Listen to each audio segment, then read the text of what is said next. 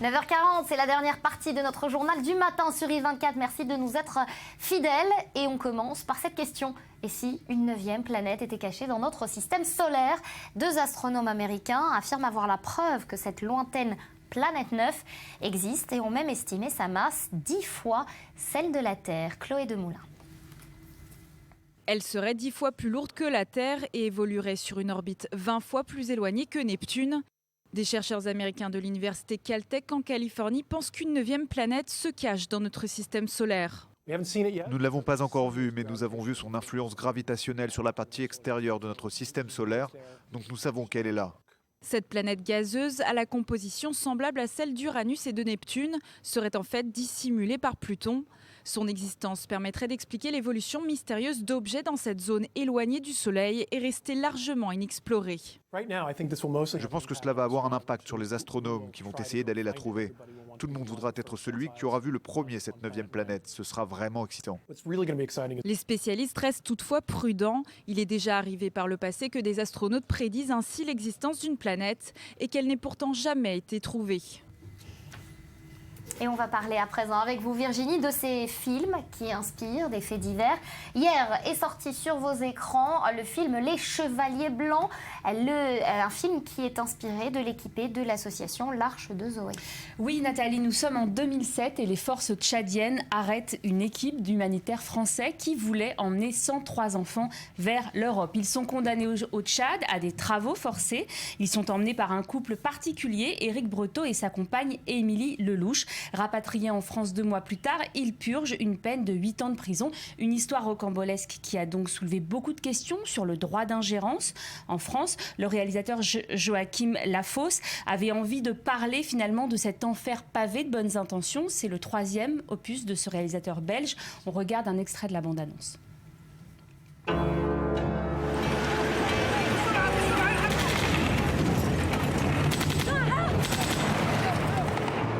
Écoutez-moi, on est là pour s'occuper des orphelins. C'est important qu'ils aient moins de 5 ans. Vous n'en mettez pas de confusion, on n'achète pas des enfants. On est une ONG, les gars, je vous rappelle. Hein. Il y a 300 parents qui ont payé 2200 €, ce qu'ils attendent en 3 semaines à Bordeaux. Ça, ils ont toujours été hyper clairs avec les parents, ils savent très bien qu'il y a un risque. Fallait avoir cette pièce, tu vas pas la voir. Mais oui, je vais la voir, la pièce. C'est juste, t'es pas sur le tarmac d'Orly, là. Moi, j'ai pas le choix, j'ai un mois devant moi, là. Et je fais quoi, moi, si je peux pas les ramener, ces gamins? Hein? Je fais quoi? On arrête de se prendre la tête, on prend les 4x4, on va voir les chefs de village et on avance. Les Chevaliers Blancs, alors c'est pas la première fois que le cinéma s'inspire d'une réalité. Mais oui, la phrase le dit bien, la réalité dépasse très très souvent la fiction.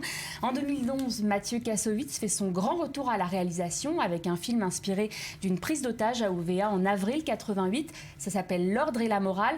Regardez. On n'avait pas l'intention de tuer. On n'a pas affaire à des fous furieux, juste à des mecs qui sont mis dans la merde. Et les Kanaks, qu'est-ce qu'ils demandent? Leur indépendance. Le gouvernement n'a pas l'intention de se laisser commander par une bande de forcenés. Mais tu vas parler! Enculé! On fait pas ça, nous! On tombe pas dans le piège! Je vois personne essayer de trouver des solutions pacifiques. À toi de trouver des solutions sur le terrain, mon vieux. Tu peux compter que sur toi-même. Ne laisse pas tomber. Voilà un sujet très fort, très lourd et pas très payant puisque 150 000 personnes ont été voir le film dans les salles. Alors gros pourvoyeur de scénario aussi, le fait divers. On se souvient de l'affaire SK1 qui raconte la très longue traque dans Paris du tueur de l'Est parisien Guy Georges. Les réalisateurs se lancent souvent dans ces aventures aussi pour défendre une thèse. Ce sera le cas de Roche Dizem avec Omar Mathué qui raconte l'histoire de ce jardinier marocain accusé à tort puis gracié. On regarde un extrait de la bande-annonce. Besoin d'éléments nouveaux pour monter un dossier de demande en révision. Une victime cultivée et en pleine agonie utilise ses dernières forces à faire une invraisemblable faute d'orthographe. Qu'est-ce qui lui prend? Il est passé du Figaro littéraire à l'Humanité. 9 orifices de 2 cm, plus les 3 coups de chevron sur le crâne. Vous donneriez votre main à couper comme arrêt innocent? Tout de suite.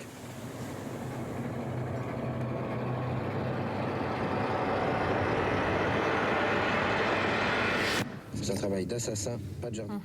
Voilà, et donc le réalisateur est aussi là pour raconter donc une histoire, mais aussi une histoire qu'on a oubliée. C'est ça qui est très intéressant. C'est comme dans La French, on raconte une époque, un milieu. Jean Dujardin et Gilles Lelouch incarnent les 2 personnages phares de cette époque qu'on a oubliée, avec le juge Michel et Gaëtan Zampa. C'est la French Connection. C'était en 2014. Oui, de bons souvenirs. Merci beaucoup, Virginie. Alors, elles font rêver, ces belles filles longilignes sur les podiums ou pas, d'ailleurs. Mais font-elles rêver encore quand on découvre l'envers du décor, les régimes drastiques, les drogues? Tout est bon pour la course à la minceur. Je vous propose de regarder ce reportage réalisé dans une agence de mannequins. À Tel Aviv, l'alimentation des jeunes modèles, des enfants pour la plupart, y est contrôlée de très près. Une enquête signée Fleur Citruc.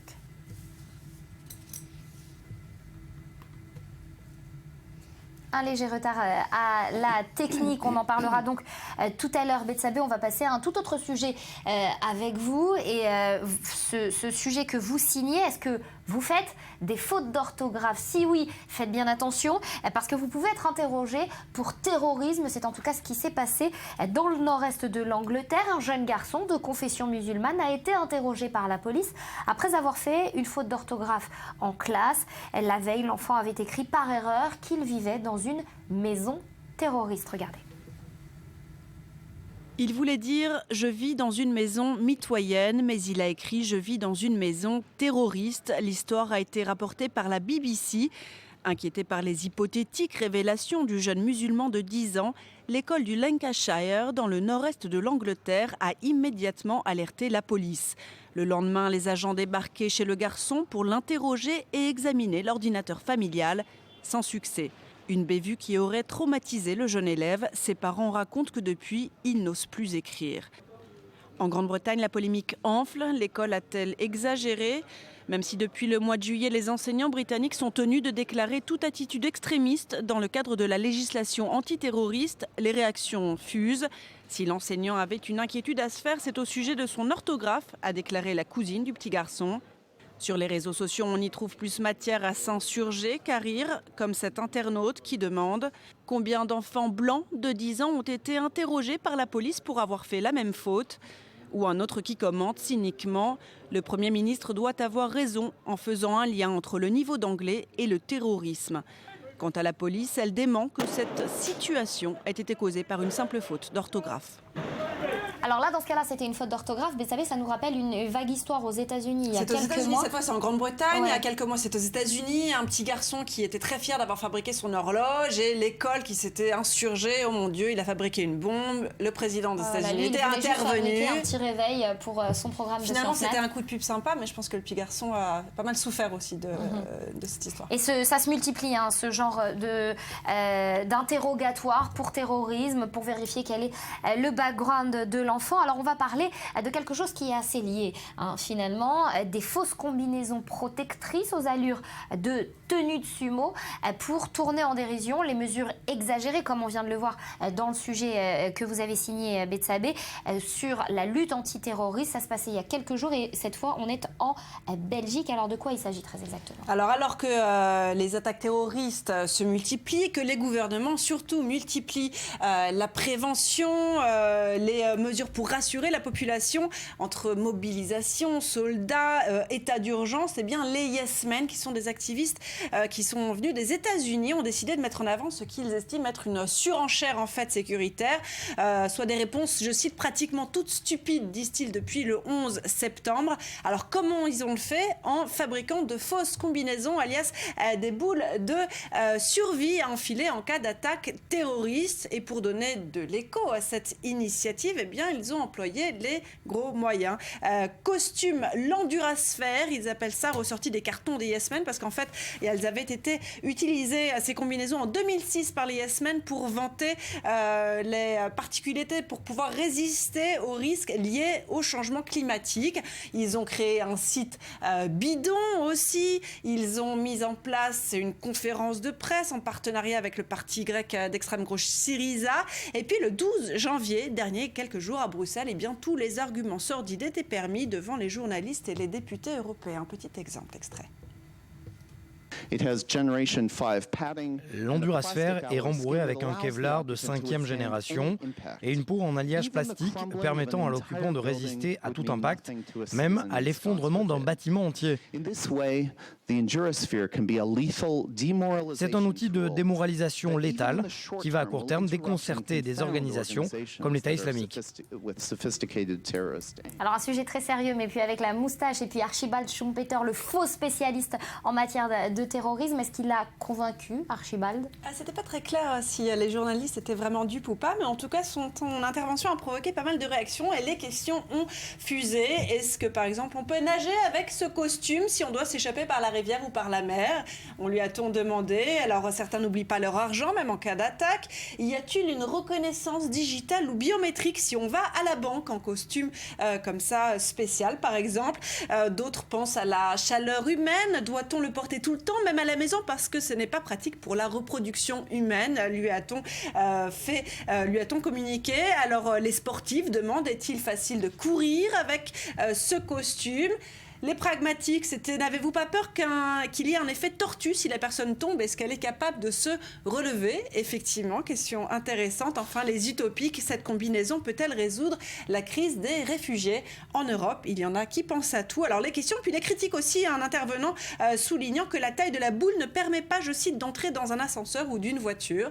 Effectivement, ou alors il faut une combi spéciale voiture. Et puis d'autres semblent s'y emballer qu'ils proposent d'utiliser cette combinaison du futur contre le harcèlement sexuel, la remarque venant en réalité d'un complice de la mise en scène.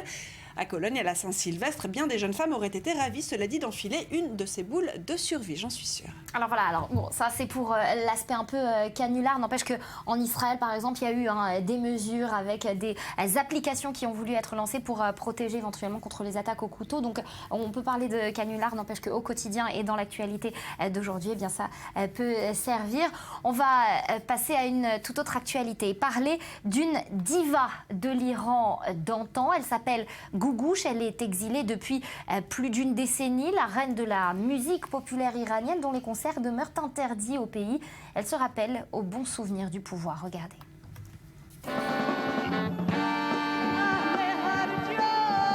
Imaginez si Madonna, au sommet de sa gloire dans les années 80, avait soudainement été réduite au silence pendant près de 20 ans. Quel choc auraient alors vécu ses fans? C'est exactement ce qui est arrivé à Gougouche. Gougouche, Faidje Atashin de son vrai nom, est née dans une famille d'immigrants azerbaïdjanais d'ex-Union soviétique.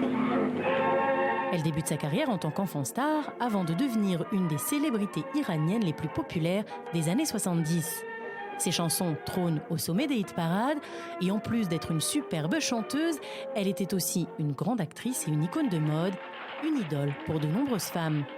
À l'époque, les Iraniennes allaient même jusqu'à adopter ses mini-jupes et sa coupe de cheveux, connue comme la gougouchi.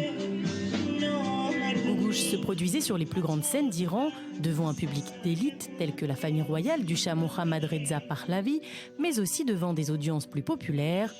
Mais après la révolution iranienne de 1979, sa carrière est interrompue pendant près de 20 ans. Gougouche est interdite de monter sur scène dans son pays. La jeune chanteuse passera même 3 mois en prison pour avoir vécu avec son petit ami sans être mariée. Mais son silence a fait d'elle la voix de toute une nation. Ses fans refusent de l'oublier. Même ceux qui ont grandi pendant sa longue période de censure connaissaient Gougouche.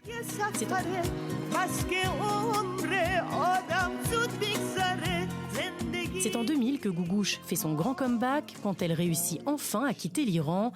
15 ans plus tard, la superstar iranienne vit au Canada et reste une icône pour les Iraniens du monde entier. Ses tournées la font voyager aux 4 coins du monde. Elle a même sa propre émission de télé-réalité au Royaume-Uni.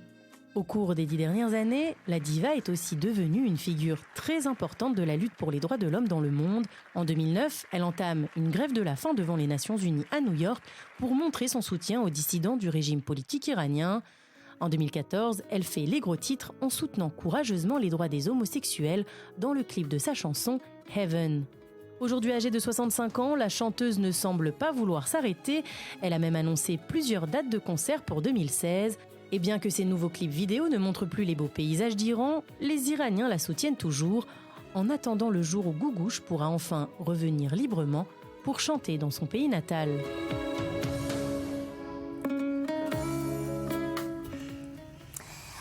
agite un peu le drapeau bleu-blanc pour terminer cette édition, puisque Doudi Sela, l'espoir du tennis israélien, vous connaissez sûrement son nom, eh bien vient d'éliminer l'Espagnol Fernando Verdasco, le tombeur hier de Rafael Nadal. Ça se passe à l'Open d'Australie en tennis, et c'est donc une façon pour les Israéliens d'espérer en tout cas être présents dans les stades plus avancés de l'Open d'Australie. Voilà donc pour l'essentiel de l'actu. Merci d'avoir été avec nous. On referme cette semaine de Journal du Matin. On se retrouve dimanche, même heure, même chaîne. Quant à vous, vous retrouvez à présent Daniel Atlan pour un nouveau point sur l'actu. Excellente journée.